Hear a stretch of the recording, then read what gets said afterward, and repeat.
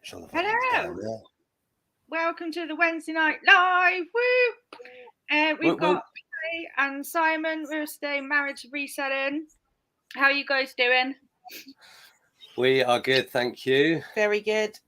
We're all buzzing because we've been sourcing today. What kind of stuff did you pick up today? Oh, a lot mainly for Amazon, I suppose. Yeah, toys and games, DVDs, got a few like vintage items, a couple of bric-a-bracs. I did get a good mug, a 50p mug that I think I can get 25 quid for used. Ooh, nice find. Yeah. Nice. So got a boot full. Oh, good. Yeah. So just tell us sort of about yourselves and what got you into reselling. How long have you got? That's all right. Takes long as you want. What got us into reselling? Me.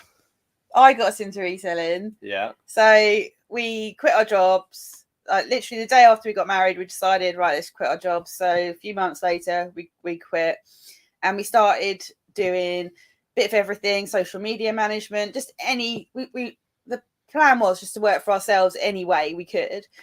Yeah. And a few months into it, I sort of said to Simon, we should sort of look at doing Amazon, because he worked for 10 years for a company managing their Amazon sales. And he'd sort of walked away from that saying, I don't want to do it. I don't want to see Amazon ever again. And I'd sort of been watching Nick and Andrea on YouTube. And I said, you got to watch them. It's really interesting. And they only live down the road.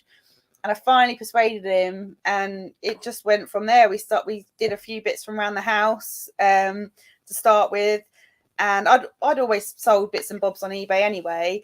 And then just went from there, didn't we? Yeah. And I was, not only was I doing Amazon, I was doing, for the company I worked for, we were doing eBay, and we were doing Groupon, massive business on Groupon as well, and then all the other voucher sites when they all popped up, Voucher, Living Social, and all of those as well.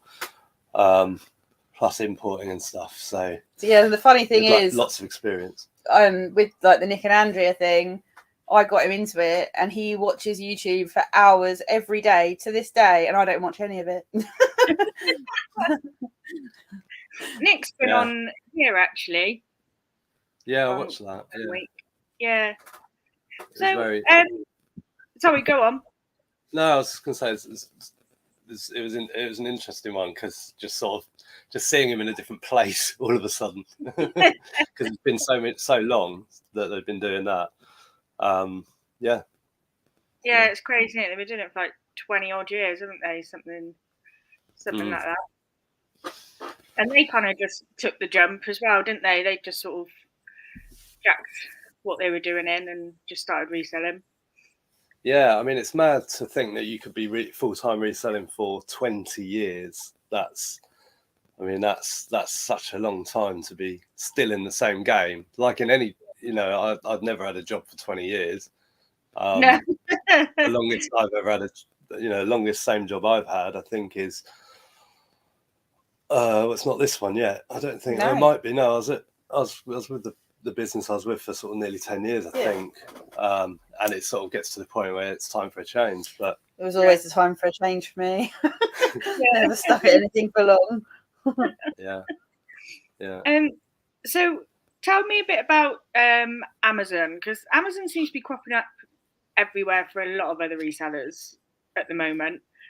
Yeah, it's very, very now, isn't it? Yeah.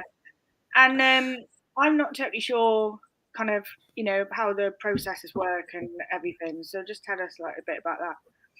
Yeah. Well, I suppose when we speak to people, when people ask us about Amazon, the one thing that comes through from them about sort of starting is people are scared of Amazon, scared of doing it, scared of, I don't know, making mistakes or whatever. And like Faye said a minute ago, when I quit my job and we started we started doing other things, we just went self-employed and we're just hustling really until we sort of settled on reselling. And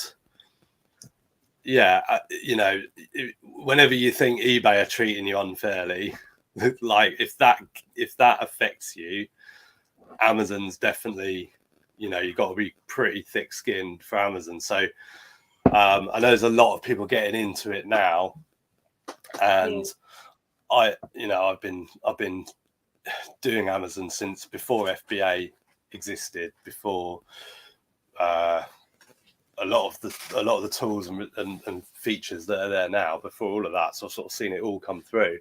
But the thing is about business is it's people that make business complicated. In theory, Amazon's a very simple process, and actually it's a lot easier than eBay in many ways, because the catalog is already there for you.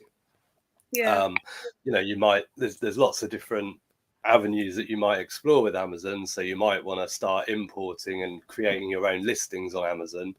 But most people get into Amazon, they start scanning stuff around the house, or scanning books or games or whatever it might be, and just start, and then you list against the catalog page that's already there. So, you know, like if me and Faye have the same number of items piled on our desks to list, and Faye's listing on eBay and I'm listing on Amazon, I will get through my items probably 5 times quicker, just because I don't have to take photos, I don't have to write descriptions, I don't have to fill in item specifics. It's all done for you.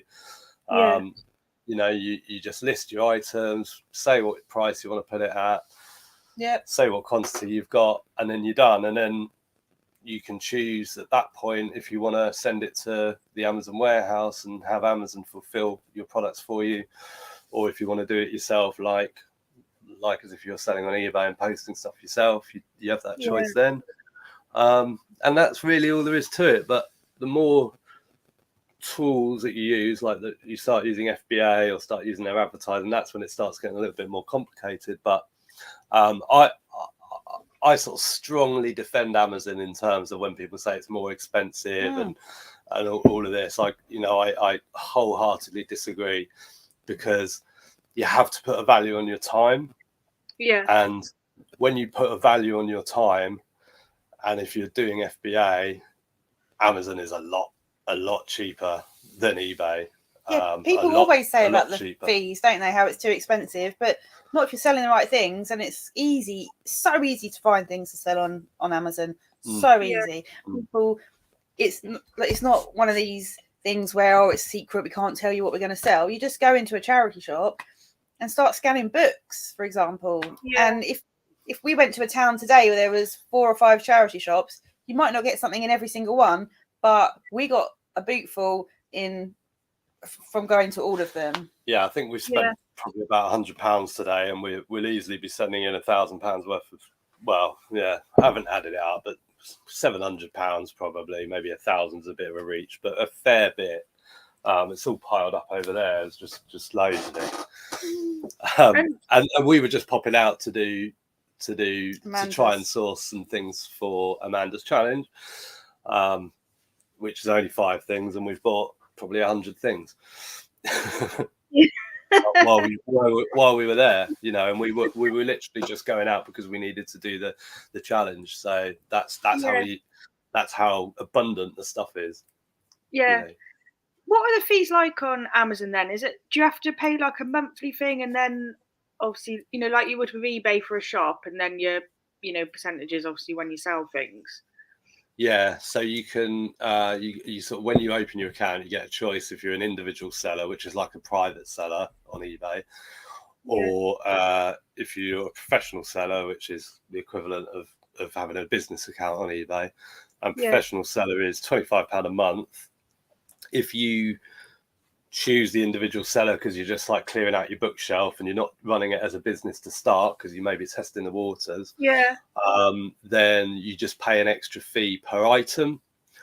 But I think it's £1. It's been a long time since I was an individual seller. So if you're selling 30 items a month, then you might as well just be a business seller anyway, because you'll save that money.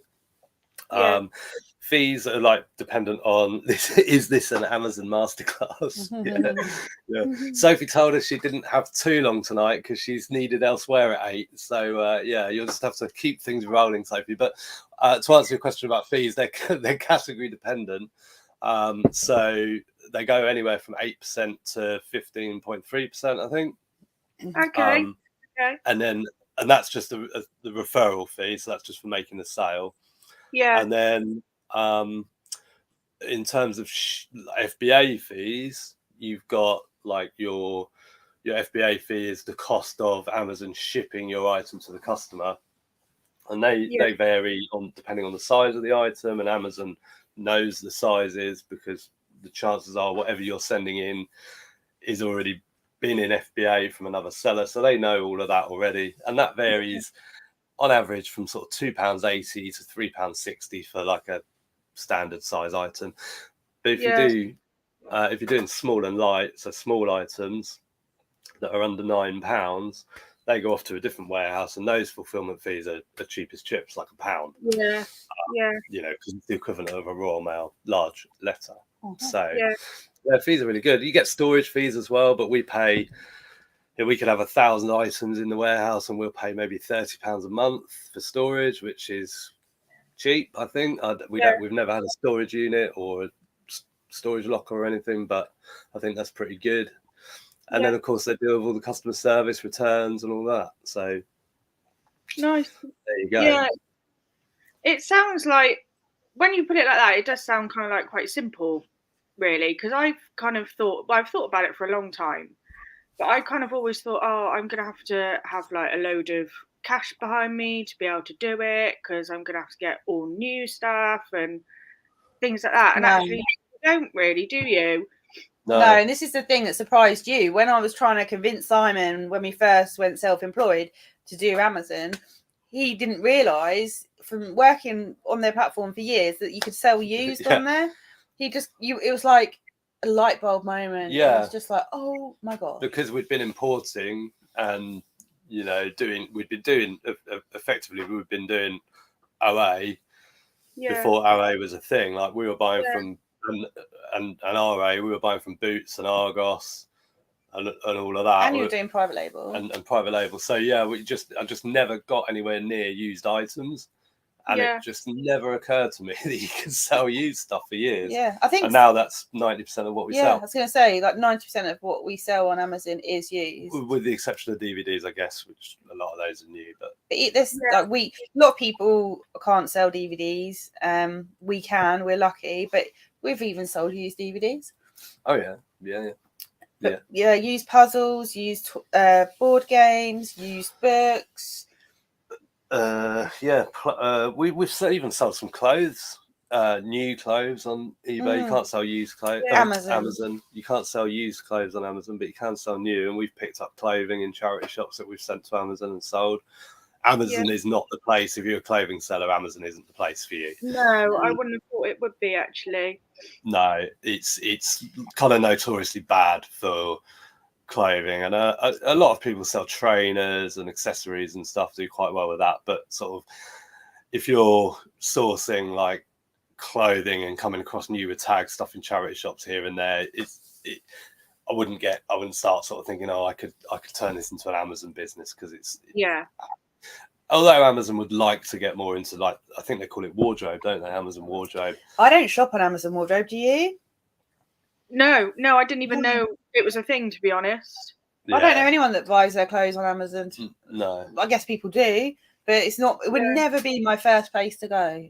It's when I need something new. No. Yeah, no, I don't think I would either. I mean, when I shop on Amazon myself, it's mainly for like presents for people, things like that. Whether it's like electricals or books or games or toys or whatever, that kind of thing. I wouldn't kind of buy, or if I need packing supplies, I get that from Amazon. But I wouldn't. I don't think I would get clothes from Amazon. Yeah, I think that just sort of the last thing I'd say about Amazon is, well, not the last thing, but it's sort of probably important to make it clear that I have seen Amazon reduce grown men to tears. Oh, really? Yeah, because when you start out or at any stage, they can sort of throw a curveball in, like all of a sudden, I don't know, you change your bank details and they're like, oh, what's going on? we have to temporarily suspend your account while we review all the details, and you have to resubmit your documents and all that. That sort of stuff goes on. And, you know, if you're relying on a payout and for some reason it gets stalled, you know, that can hurt. But it can happen with eBay as well, I suppose. It's happened to us on both platforms. Yeah. But I said on someone's video, I think it was Sales of the Unexpected, if anyone wants to, you know, find out more about Amazon, I'd happily jump on Zoom or something with a bunch of people and just spend an hour just talking through like the start. It wouldn't be an hour. It wouldn't. It definitely wouldn't be an hour. He thinks it would. But just, you know, like if there was a bunch of people that just wanted to sort of learn a bit more about it, take the plunge, get their account open, and then like, right, what do we do next? You know,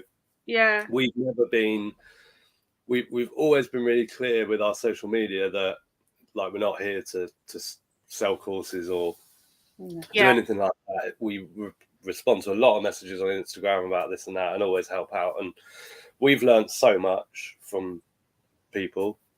Yeah. I was watching one of your videos, Sophie, actually the other day, and I think I forgot to comment on it, but I was like, oh, I can't remember. I might have commented or not, but you know, everyone's learning all the time from everyone, new resellers, seasoned resellers. Yeah. And that's what we're here for. Yeah. Everyone's got like different perspectives or just different little nuggets of knowledge, haven't they? And it's nice to be able to like share it, and that's partly like what this kind of like show is about, just so everyone can chat, engage with each other, share ideas, knowledge, tips, whatever, and just all kind of grow together, really. Yeah. So like for me, say like if I wanted to start Amazon, do you think the best way forward would probably be for me just to get an individual account to start with and just do, you know, bits, you know, books off the shelf or whatever and test it? Yeah, I think so, because you've got you've got to be obviously sort of careful with the whole business private account, and there'll be people that say, you know, you should start your business account from day one or whatever. But in theory, you know, if you're just looking through your bookshelf, getting the seller app, scanning and saying, okay, I've got 5 books here that sell for 20 quid. I'll put those in a box. Amazon will charge me £3 to deliver them to them. They'll send you, UPS will come and pick them up from you, take them to their warehouse. They'll do everything, and then you just wait for the sales to roll in. That, you know, you could start with an individual account. You just pay that extra £1, and then once, you know, you made a couple of sales, and you're like, okay, I get this. That's the time to sort of upgrade and then drive it through. Yeah, because I still remember some of the first things that were in our box, like the first box we sent in. Someone had bought me a fern cotton like Smellies gift set for Christmas or something, and I was like, oh, I don't want it. Scanned it, 25 quid on Amazon. That went in the box. Some old crafty stuff.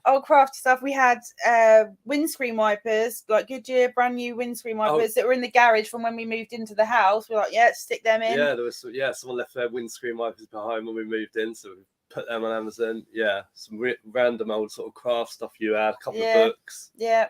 And probably, to be fair, when we started, 50% of that stuff probably didn't sell in the first 3 months. The fern cotton thing did. Sold really quick. I'm just going to jump in the chat for a minute. Yeah, of course. So we've got Jane Brown in. Hello. Limelight Vinty, thanks for joining. Bill's and Moon, hello. And Lisa. Secret Carper, evening, my beautiful people. Evening, my beautiful fisherman. And we've got Emsdan in. Bills and Moon, how do you do voucher? Oh, don't know. Yeah. So I mean, with all of those, because Groupon, for example, they stopped doing Groupon goods. I think you can still get experiences and holidays or whatever, you know, short breaks and all that, I think. But Groupon goods, I'm pretty sure it was closed. Basically, when I left, it was your fault. They shut down. Yeah. Groupon. I mean, we were selling tens of thousands of units when we did a deal. It was, you know, I used to employ 30 temp staff in the warehouse, and it was just like a big cloud of dust. It was just insane, wasn't it? You saw it. But yeah, voucher. You just contact voucher. If you've got like a quantity of something to sell, you just contact voucher as a seller. They kind of set you up. You get your account contact and go from there. They'll put your deal on. They're all you need a website. They're commission based, so they're not going to be too fussy, I shouldn't think. You need a website because whatever deal they're offering, they have to show the full price on your website at such and such a date when they did the deal. Like if you've got it, you have to have it. If you're offering it 50% off, $15.99, then you need to have it on your website for £32 and all that sort of shenanigans. But I mean, when it started, all those coupon sites, it was just, it's basically just, it was all a bit of a con, wasn't it? Really, for some people, but it wasn't. You saw the sort of things some people were selling, and it was like, come on, like stuff that you knew was getting imported from China for like £3 and available on all websites for like a tenner. And some retailer would come along and be like, "Oh, this is £50. We'll offer it for 90% off." And it was just like, "Come on, no one's falling for that." And they don't fall for it. When it exploded, that was what was happening. But people are way more shrewd now, aren't they? Consumers. Yeah, people are a bit more savvy to things like that now, aren't they? Savvy, yeah. High PM of reselling. Paul keeps meaning to get back into Amazon. Well, make sure he does it then. Yeah. Quit your jibber jabber and get on there. Yeah. I'm going to quit my jibber jabber and start looking into it properly now. Fix it for reselling. Good evening. We've also got Night's Life in. Hello, Rich. Lindsay and Alvin. Hello. Jilly B. Hello, Jilly. Limelight. I do like the idea of Amazon doing the packaging. That's my least favourite part. Yeah. I suppose you can make it work for you, can't you? In whichever way you want. Because I didn't know actually that you could also manage it from home. I thought it all had to go off to them, like on FBA. I didn't know there was an option for you to do it yourself at home. You can. I'll just quickly say the issue with that as a new seller is that Amazon give priority on sellers that are using FBA. So if you're a new seller with no feedback and no sales, unless you're offering a really, really, really competitive price, you're unlikely to get seen at first. So I'd always say for anyone, just start with FBA. And then you might have some sort of merchant fulfilled, seller fulfilled stuff. Like we've got a bookshelf of books over there, which are ones where for whatever reason we've decided not to send into FBA. So we do a bit of seller fulfilled, but not much. The beauty of it is, you just get your 30 items, put them in a box, put a little label on that Amazon provides you, and then send the whole box off. So that's 30 items. You haven't got to individually pack and send to 30 individual customers. You haven't got to do any of that. Or trip over them in your spare room or whatever. Yeah, Amazon do it. Or, if but the minute you start sort of getting serious about Amazon, you soon realise that you're going to outgrow. If you've got limited space, you're going to outgrow that space very quickly, and you're going to need to start getting Amazon to store it for you and doing FBA, and it just works. It just works. So can you click and choose kind of which items you want to do FBA on, but ones you want to self-fulfill? Yeah. Like you can let them know what you're doing, sort of thing. Yeah. So once you've listed, if you list 100 items and you're like, okay, I want to send 70 of those to FBA, you just tick the ones that you want to send to FBA, press a button, and then it starts the process, and then you get your labels and your shipping label for the box, and then that's it, and the other 30 things stay with you. Okay. She's always flipping. Is this an Amazon masterclass? Do you want it to be? Do you want it to be or not? It wasn't meant to be. Sophie didn't ask us to talk about Amazon. No, I'm pretty chuffed with it because I've learnt loads because I've been thinking about it for ages, but I didn't really know what to do, where to start, or anything. You got the seller app on your phone? No. Get the seller app on your phone. It's You free. need to open an account first. Oh yeah, open an account, get your seller app, and then just go into a charity shop, click the camera icon in the top right hand corner and start scanning barcodes. And if it tells you that the book you're looking at is selling for £15 used and it's 50p in the charity shop and the rank looks pretty good, then it's a winner. You can always ask us for help. Like if you're in a charity shop, we're pretty responsive on social media. So if you were thinking, oh, this is my first thing I'm scanning, is it any good? We can always have a look for you. I'm trying to scan that barcode. You are, but you're making a right meal of it. You won't see what it does because of the. But anyway, yeah, I've just scanned it and it's kind of plugged in, and it brings up the product I just scanned. Yeah, I can see what price it's selling for and all that, and you just make your decision there. But I mean, we do all of our work on the laptop. We don't. We only use the seller app when we're outsourcing, just to look things up. Yeah. It's like looking something up on eBay, basically. Yeah. A bit quicker. Yeah, a lot quicker. Yeah. On another level.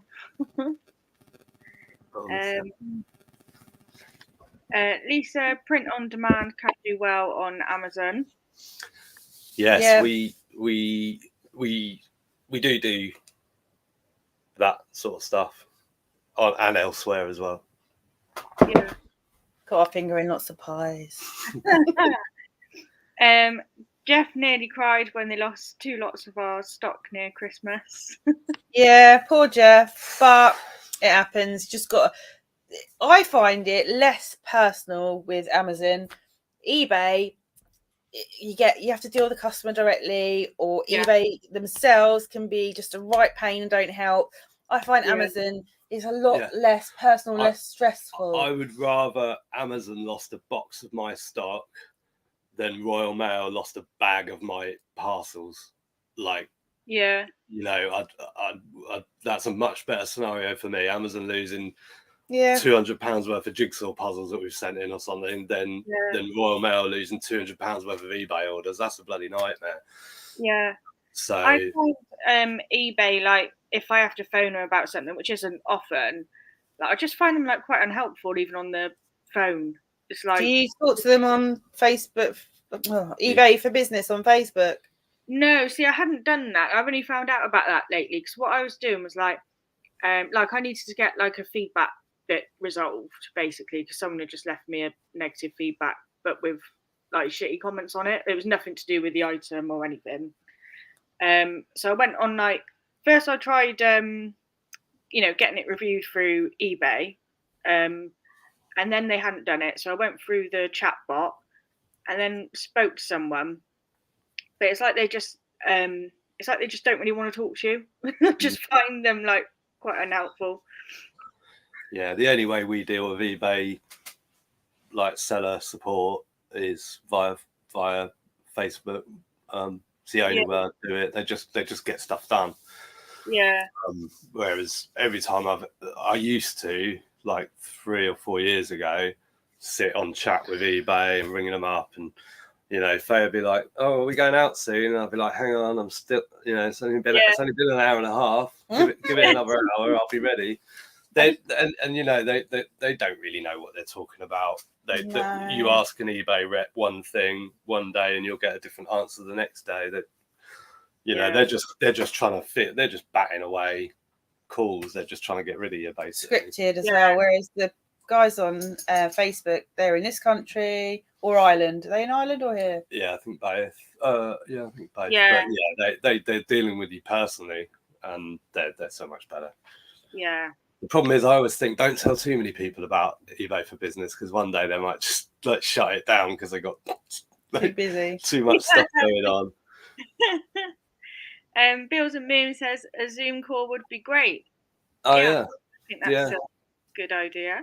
We honestly we would don't be afraid to ask. Yeah, we would be happy to. I mean, I would just say, like, start getting your account open. Yeah.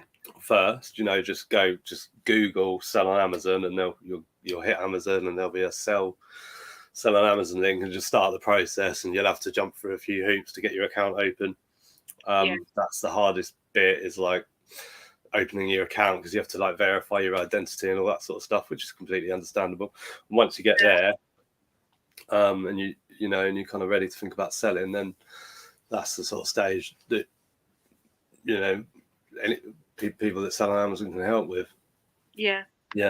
But, you know, even if anyone had any questions, just if anyone's interested, just message us on Instagram, and maybe we'll get a few in and do a little session. We'll be like the daily refinement. No, I wouldn't be like that. But no, that's aiming a bit too high. But I it could just be an exclusive club. Yeah. Yeah. So he says, Anyway. I'm a private seller and have found I am unable to sell it in some categories on Amazon. Yeah, that's what happens. Like, we've had our account years, and over time you can get ungated in different categories. There'll be people that will never be able to sell in categories, but for no rhyme or reason. Yeah, like they lock down categories completely. So music and DVDs now is almost impossible to get into. You can't. I think music, they don't take any applications. There'll probably be someone in the chat that knows different. Can Nick sell in music? He might be able to, maybe. Yeah. I think they can. Yeah, like Peter sells the unexpected. He used to be able to sell in DVDs, and then he got gated. And at that time, I was a bit worried that we were going to get gated. But I think because we do reasonable volume, I think they kind of keep it open. But yeah, it can happen. You know, you have to sort of adapt if you get gated in something, and to get ungated, the more you sell and the better performance you have, particularly if you use FBA, they score you on like how effective you are in terms of clearing stock through and not letting it clog up their warehouses. And the better you are at that, you get like a percentage score, and as your percentage score goes up, you get ungated. It's like leveling up. There's no written levels. It's not like when you get here you'll be able to sell Nike or anything like that. It just happens. There are companies that say they can ungate you in categories. We don't endorse any of them. We've never used them, but there are companies out there that other people do recommend that if you're desperate to get ungated in a particular category, then there are companies that do it. It's just about getting invoices for goods in that category or that brand that are Amazon approved, like Amazon approved suppliers. So it's not something you couldn't do yourself. It's just like a shortcut. Paying someone to basically do it for you is just speeds up the process. But we got gated in the last year. We got gated in Universal Studios. All of a sudden, they couldn't sell like House and stuff like that, like DVDs. DVDs. Not sell a House. Yeah. Like what's his name?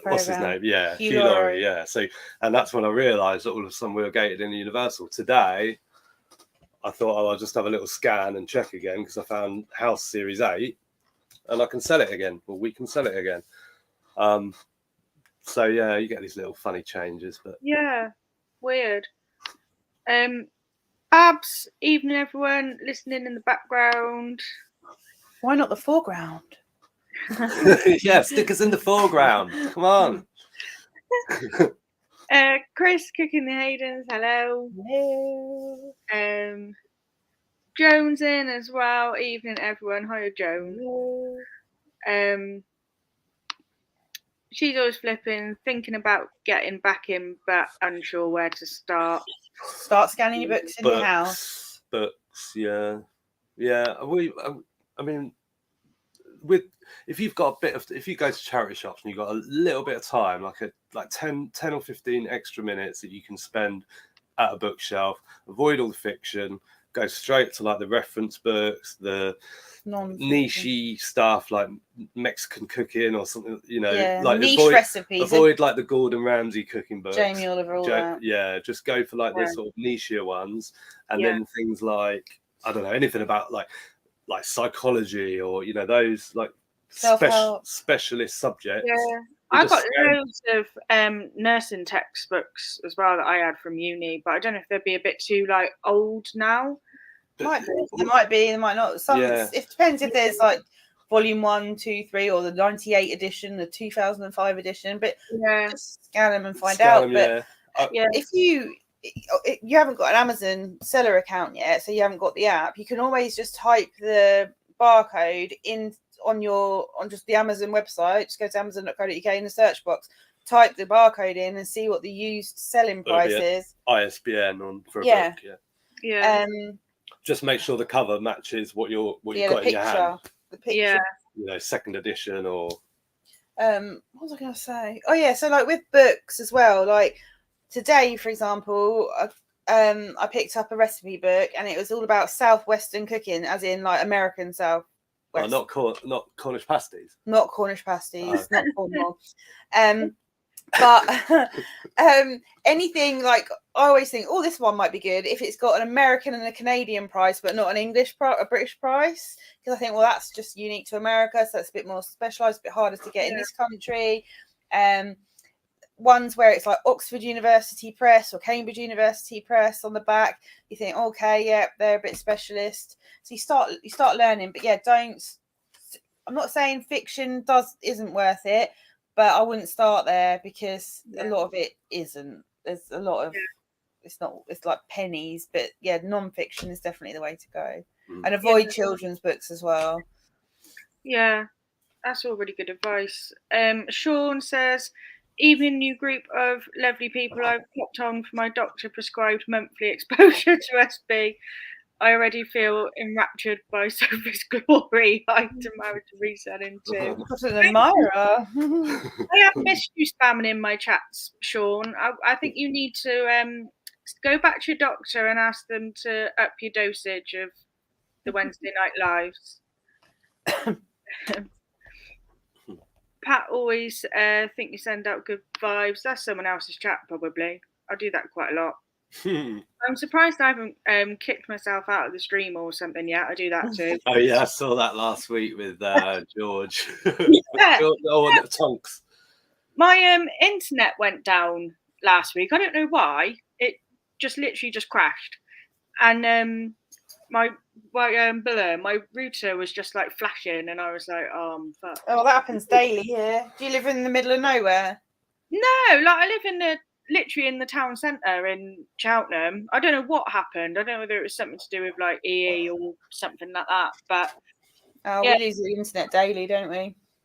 Living in the sticks, it goes down multiple times a day. Like, I actually managed to get a hold of George, because without the Wi-Fi, I literally have no signal in my flat for some reason. The minute I walk through my front door, like my phone is like off. I don't know why that is either. Weird. I sent some books off to Amazon, and Haunted Tyneside flew off the shelf, but the other books I had to recall in the end.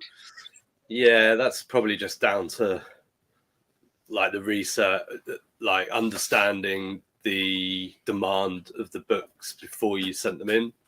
Yeah. So like the ones that didn't sell just didn't sell because the demand's not there, but there's ways of telling what the demand is before you sort of make the decision to send them in or buy them. Yeah.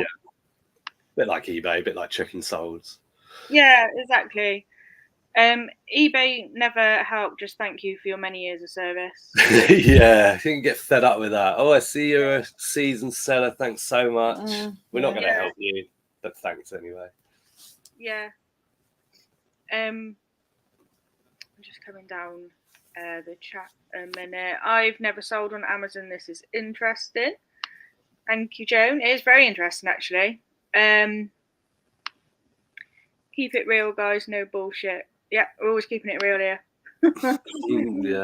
Yeah. Woo Woo says, I've got a seller account I haven't used in years. Well, get back in it and start scanning. They've probably closed it. You probably have to re-verify if it's been a long time. What did you do with the Sylvanian families stuff in the end? We bundled it up and it still hasn't sold. Everyone, and I've read through the comments today, because like I said millions of times, don't really keep up to date with anything YouTube related. So today I finally read the comments and everyone's saying don't sell it as a job lot. Great. Okay. Yeah, we bundled out. The problem that we've got now, because the first thing I thought was, okay, well that's fine. If it doesn't sell the big bundle, so if anyone doesn't know, we had 5 massive buildings and then a load of accessories. And when we bought it, the accessories were sort of split up because we had like a hair salon. The dress shop, and it had some dress shop accessories, and then we just decided to bundle it all up. We asked in the video what we should do, but we'd already done it. This has happened twice now. We asked for advice in videos and then don't wait for the advice and just do our own thing anyway. we sort of, because it's the delay of getting the video out, and we're sort of cracking on in the meantime. Busy fools. So yeah, we're not busy fools. So the surveyor. So I thought, okay, well that's fine, because we could just split up the pictures. We've got a picture of this building, we've got a picture of that building. We can just create individual listings. But of course, we bundled all the accessories are in one massive pile. There's 237 of them that we'd have to pick through and get all the different bits out. So slightly, we've been dropping the price, and I think, like, you notice, don't you, when you list something high and it gets views but no watchers or whatever, and then you start dropping the price, and then you can start sending offers, and it's sort of getting to that little biting point. Probably another few pounds lower, and I think it might start to get a bit more interest. It's getting lots of views, just no one buying it. Joan says, so if I wanted to sell 20 rare albums or CDs, I couldn't. On Amazon? Pretty much. Probably not. But eBay. Probably not. The only way to get around it would be to list it in a different category to music, but you'll probably get caught out. Yeah, wouldn't risk it. Just stick them on eBay. Yeah. Woo Cambridge Uni Press Family Works for them. I could have Yeah, do it. Yeah. Limelight says, Faye and Simon, how big is your barn? Does it get very cold? Yes. It's not heated, and it's got holes in the roof. Yeah, you can see daylight through the roof. We have to work quite hard to sort of keep, like, with damp issues. There's certain things we can't store in there, like books and any paper, plushes, anything like that. It's over 100 years old, and it's got an old bread oven. It's got a chimney. It used to have a sink in there or something. It's got like water outlets and stuff. No, it's got a hole in the wall where someone put a pipe. It's got power to it, but it's about, it must be like 10 meters long by maybe 4 or 5 meters. Simon makes it work. It's like you walk in. I'd like 2. Yeah, some houses here have next door. They've got 3.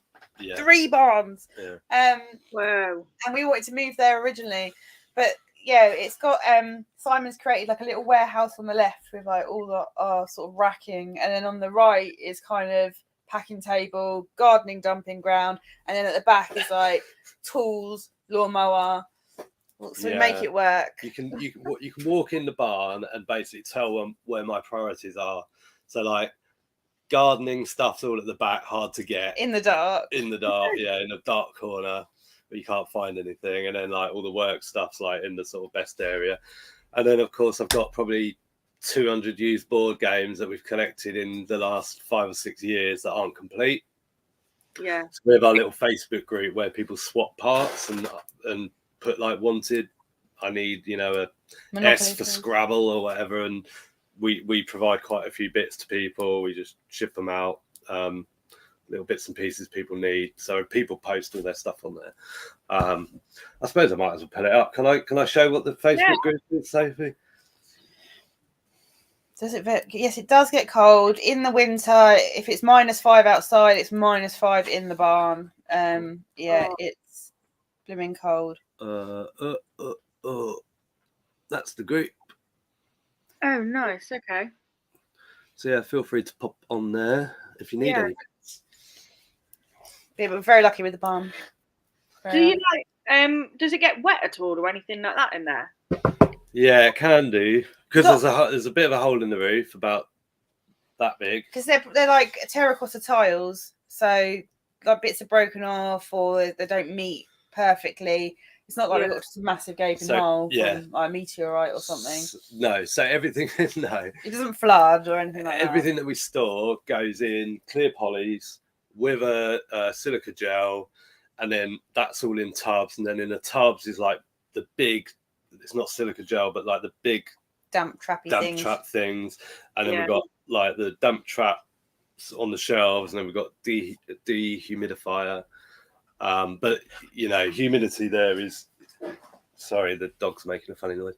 The humidity there is kind of generally too high, but I the second year, I like anti-molded all of any wood that's in there, so shelves, anything like that. I painted with like mold resistant stuff and sort of did as much work as I could on it. We've got like sheeting in the roof, sort of protecting stuff. So yeah, we've done what we can, but I wouldn't put anything really delicate or valuable that sort of gets stored inside.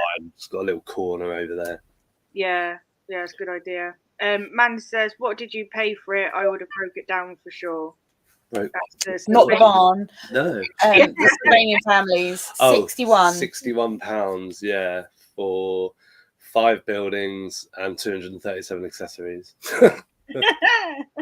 You've not watched our video, Mandy? Yeah, come on, get on our videos. Yeah, I saw it. Just saying. So I nearly put ASMR in the title because like we were just counting out these like little tiny pieces. Yeah. And someone said it was quite therapeutic. Watching us count out these little pieces. Are you okay? Faye's had a bad sort of throat and cough and stuff. Oh, you haven't got COVID, have you, Faye? No, we test. I retest, but I've just been ill every month since November. Like I've got a cold and a cough going around, isn't there? Yeah, it's horrible. Yeah, I personally think a lot of it is where we're all wearing, masks outside and everything for so long, and now we're not. We're all coming into contact with these bugs again, and we're not used to them. We've got to kind of get back used to them again. That's my own little theory, anyway. Right, well, I need to start wrapping up, guys, just because I'm actually on Dave's channel at 8 o'clock, Dave ABL's channel. Yeah. Can't you fix the roof? Yeah, I'm not very good with DIY. We're not allowed to fix the roof. Why? So we live on it's an estate. So we live in a little village, and it's owned by the Whitbreads, like right. Charles and Jane Whitbread, as in the beer people, Costa Coffee and all that. Yeah. And so the houses, well, this one's 1896, is it? Yeah. And so any maintenance and stuff that needs doing is done by them, and so they come and they'll look, and if they can't see, like a full tree through the roof, they're basically not that interested. They basically own the village, don't they? They own this village and about 3 round us. Wow, that's crazy. I didn't know like you could own a village. Yeah. They own like all the pubs, and they own, they probably so own much land. The auction that we go to is probably built on there. Like they own so much land, like acres, thousands of acres. Yeah. They are like proper rich. Yeah, so they are very good generally, but they own Beefeater. The Beefeater restaurants, is them. Yeah. Oh, is it? Brewers that is mental. Premier Inn, maybe. I don't know. Yeah, I think so. It's nice because we rent, and people say, "Oh, don't you want to pay someone else's mortgage?" It's like, have you seen our landlords? Like, we're not paying anyone's mortgage.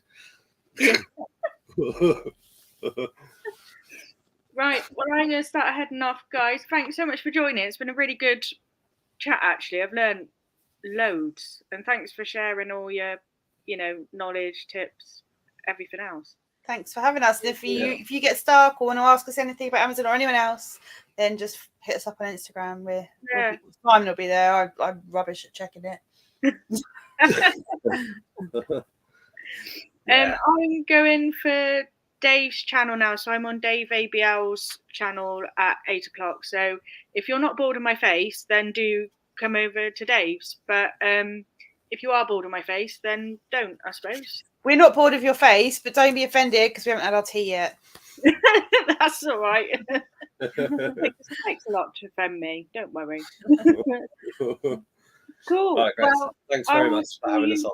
Yeah, thanks so much. I'll see you guys all next week. Take care. See you soon. Bye. Bye-bye.